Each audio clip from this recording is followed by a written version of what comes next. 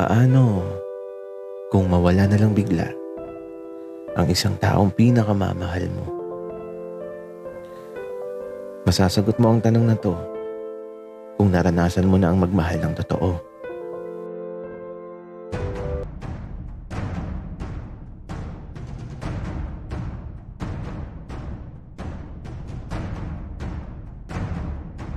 Kaibigan, huwag mong kalimutan mag-subscribe sa aming channel at huwag din kalimutan i-click ang notification bell at subscribe button. Subscribe na!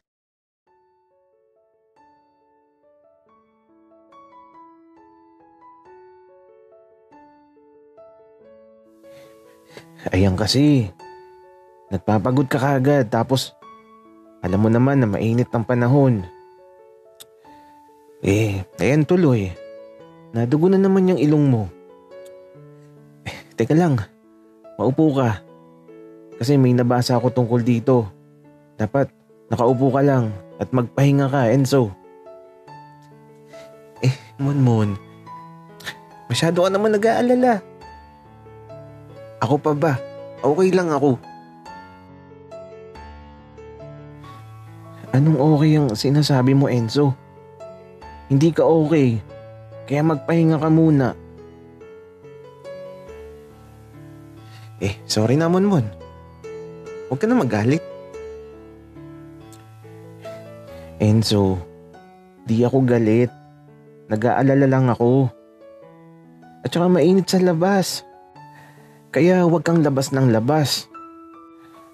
Magkulong ka na lang sa kwarto.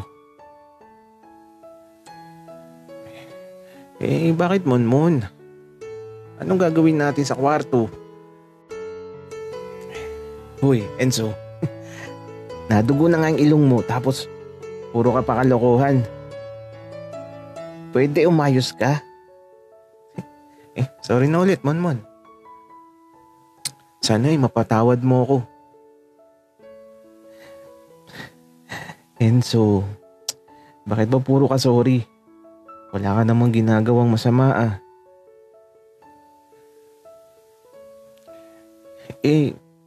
Nagagalit ka kasi, Monmon. Sige na nga. Hindi na magagalit, Enzo.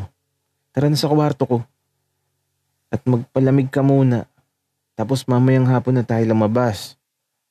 Para hindi na mainit. Tapos doon tayo magtambay sa duyan. Nakakainip naman yun, Monmon. Maghapon lang tayong nakakulong sa kwarto. Enzo, ayan ka na naman. At eto na nga, nagtungo na kami sa silid ko. At eto, pinahiga ko na muna siya. At kahit napakaaga pa, sobrang init na talaga kagad. At habang andito kami sa silid, tahimik lang si Enzo. Nagbabasa siya ng libro. Ako naman, hindi ako mahilig magbasa. Enzo, ano ba yung binabasa mo? Bakit parang napaka-seryoso mo ata masyado? Monmon, tungkol to sa isang love story na masaya lang. Talaga ba, Enzo? Nice naman. Sige, mag-enjoy ka muna dyan. Lalabas muna ako. Saan ka pupunta, Monmon? Sa labas lang. Titingnan ko lang yung mga manok. Kasi may napanood ako. Dahil sa sobrang init, namatay lahat ng manok na alaga nung napanood ko. Sige, Monmon. Babalik ka kaagad kasi mamimiss kita. Mapapangiti ka na lang talaga kay Enzo. Ano ba? May pa-flying kiss pa siya. Kaya ito, lumabas na ako kaagad tapos diretso na ako sa mga alaga kong manok. At aba, kahit maaga pa, hinahapo na yung mga manok ko. Kaya naman, binasa ko yung lupa tapos binuksan ko lahat ng daanan ng hangin. Para naman, hindi sila mamatay sa sobrang init. At aba, may naririnig akong mga ingay. Yung mga bata sa asyenda, andito na. Nagkakagulo na. Puro mga lalaki kasi.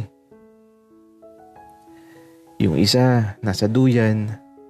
Yung dalawa, andun sa palayan. Nagpapalipad ng saranggola. At yung isa, buti hindi siya pinapagalitan ni Kuya Maki. Kasi naman, lagi niyang bitbit yung lumang gulong. Ang mga bata talaga ngayon, ang hilig sa mga kakaibang bagay. Pero kahit mga anak mayaman sila, hindi halata. Parang mga napabayaan ng itsura eh. Pero sabi naman ni Kuya Maki, mas okay daw na maranasan ng mga bata yung ganito. Para kapag lumaki na sila, marami silang maaala-alang magagandang bagay sa pagtanda nila. Kuya Monmon, nasan si Kuya Enzo? Bakit di kayo magkasama?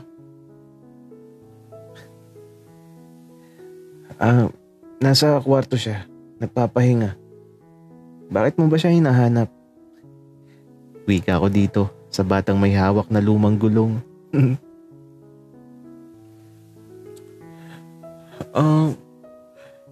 Wala lang Kuya Monmon. Napanaginipan ko kasi si Kuya Enzo. Nakasakay daw po siya sa helicopter. Tapos,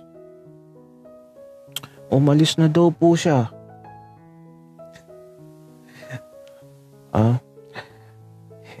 Nasa silid lang siya. Nakahiga. Gusto mo bang makita, bata?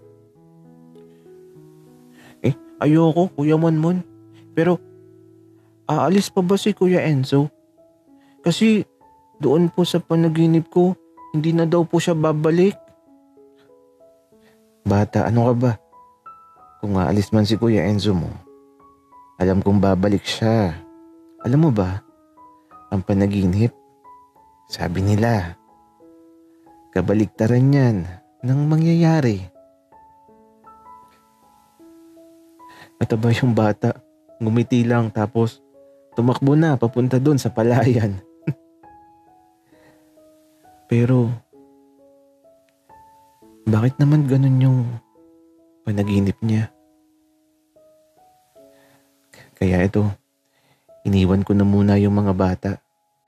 Kasi kapag napagod ng mga yan, sa bahay na sila dederecho tapos sanay na sila sa bahay namin. Nagkukusa na silang maghanap ng pagkain.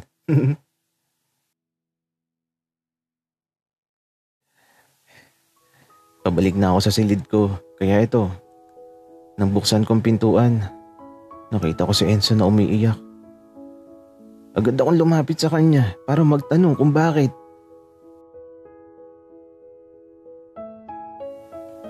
Enzo, okay ka lang ba? Ano nangyari sa'yo? Monmon, okay lang ako. Nadala lang ako sa kwento. Sobrang saya kasi nung una eh. Pero bakit ganun ang wakas? Bakit sobrang sakit? Enzo, okay lang yan. Kwento lang naman yan. Monmon, kapag ba nawala ako, kakayanin mo ba? Napatingin ako sa mga mata ni Enzo. At mula sa mga mata niya, nakikita ko na seryoso yung tanong niya sa akin.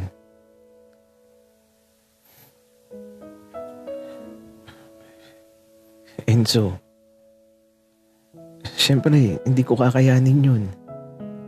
Kasi mahal na mahal kita. At saka napakatagal kitang hinintay kaya di ko ahayaan na mawala ka.